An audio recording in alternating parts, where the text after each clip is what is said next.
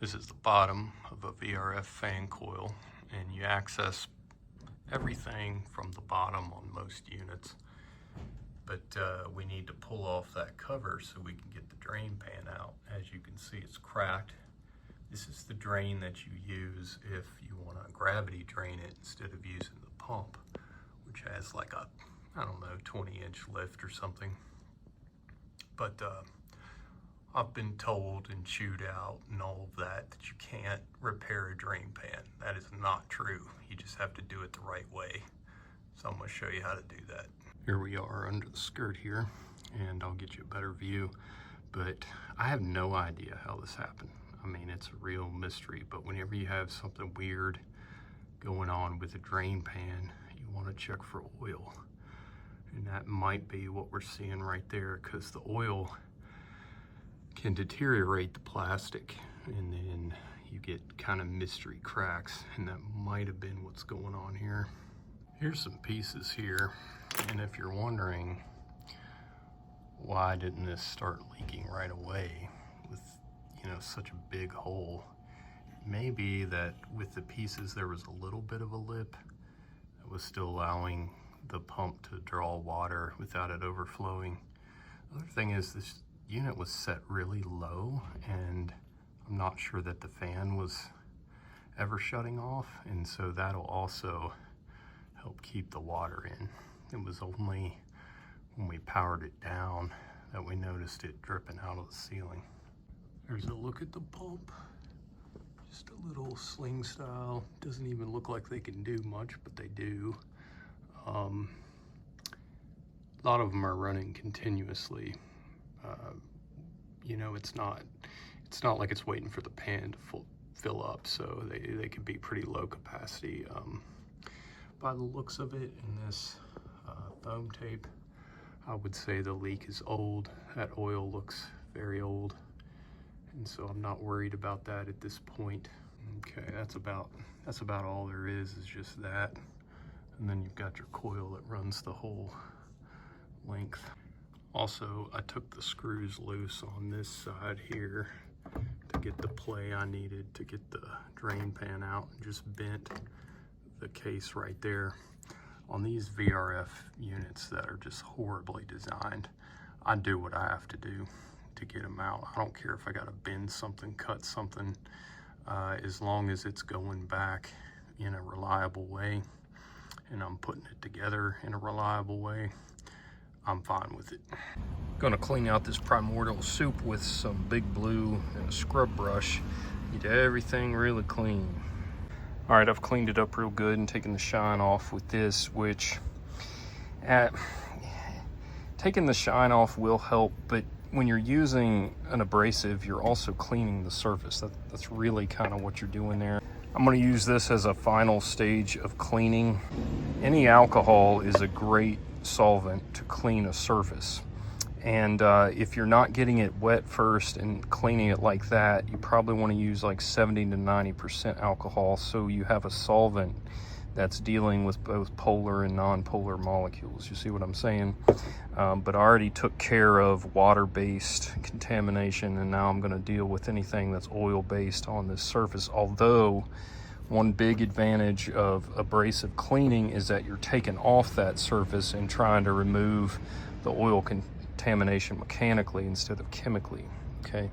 But we want this all really dry. It doesn't have to be perfectly dry though, because we're using a urethane, and urethanes actually cure via moisture, so it's okay for it to not be perfectly dry. That's yet another reason why I prefer urethanes. There are some hairline cracks going into the pan, so I'm going to give the whole pan a nice coating.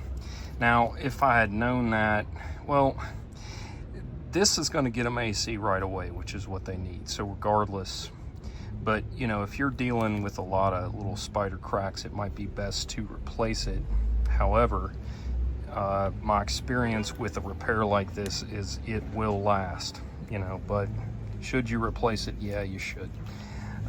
This is what I'm using. I know it says polyurethane there, but this is like any general urethane. Urethanes are what they put windshields on with. Advantages of this over caulk are enormous. It's an amazing adhesive for plastics, which are really hard to bond to because they're so satisfied chemically. When you've got, non-polar molecules, they're not looking to share bonds with anything else. They're already satisfied. But something like this is just, one time I got it on a water bottle, in fact, a plastic water bottle, and it stayed on there for months and months and months, despite going through the dishwasher and all of that. Another advantage is that it will adhere to itself. So if you're doing a windshield, you don't have to remove the old urethane like you would if that was caulk. I highly recommend this over caulk for all your repairs like this. Put down a coating which is thicker than I need, and I'm going to make sure that it's in complete contact with the surface, like right there. Need to get that, so I'm going to go through and do this, and then I'll show you what we're going to do next. All right, got it spread around like icing a cake. You'll notice I left that dry because that's where the condensate pump is going to go.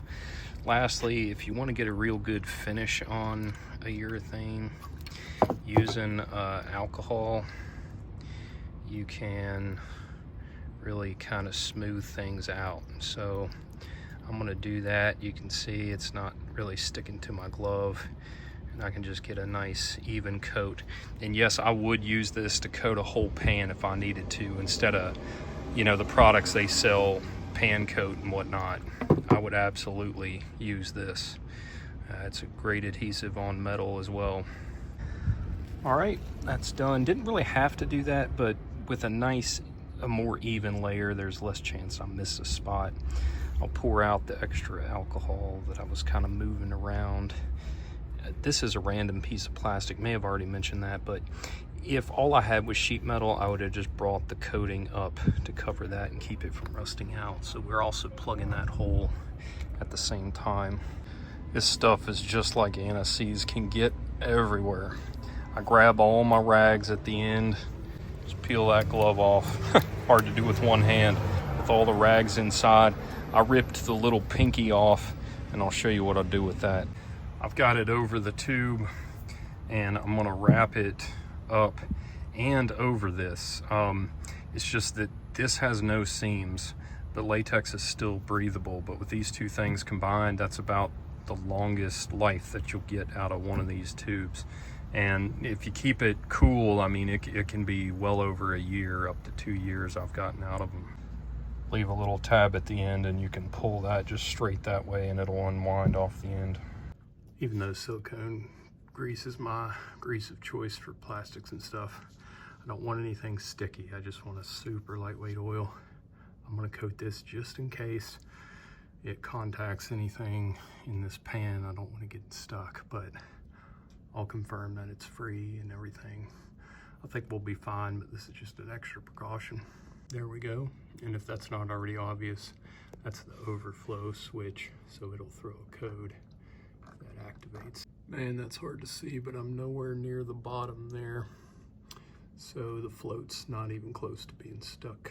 I'm gonna button everything back up. Check me out on Discord. Check links in the description. Got all kinds of good stuff down in there. Like and subscribe, please. It helps out the channel. Thank you all. By the way, I am gonna leave that off, even though I would be fine with turning it on, but because I can hop over here tomorrow and do it, that's just what I'm gonna do. But see, that's a big advantage of a urethane, is that once you make that repair, me personally, I'd be fine with subjecting it to water.